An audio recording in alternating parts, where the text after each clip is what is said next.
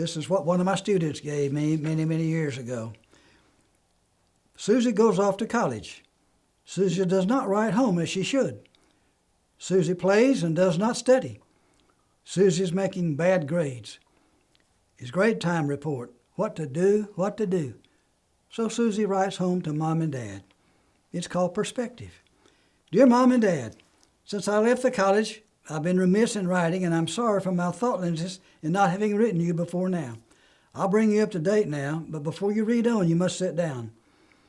Well, I'm getting along pretty well now. The skull fracture and the concussion I got when I jumped out of the window of my dormitory when I caught on fire shortly after my arrival here is pretty well healed. I only get those sick headaches. I was in the hospital 2 weeks, and now I can see almost normally. I only get those sick headaches once a day. Fortunately, the fire in the dormitory and my jump to the street was witnessed by an attendant at a gas station near the dorm. He was one who called the fire department and the ambulance. He also visited me in the hospital, and since I had nowhere to live because of the burned-out dormitory, he was kind enough to invite me to share his apartment with him. It's really a basement room. It's kind of cute. He's a very fine boy, and we've fallen deeply in love, planning on getting married.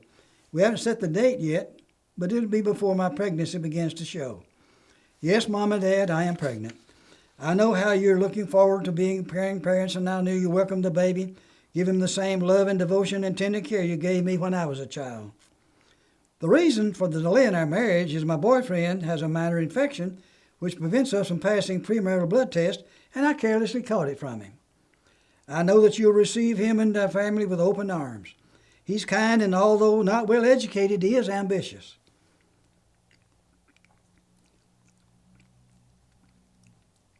Although he is of a different race and religion than ours, I know your oft-expressed tolerance will not permit you to be bothered by that. Now that I brought you up to date, I want to tell you there was no dormitory fire. I did not have a concussion or a skull fracture. I was not in the hospital. I am not pregnant. I am not engaged. I am not infected. And there's no boyfriend in my life. However, I am getting a D in history and an F in science, and I want you to see those grades in their right perspective.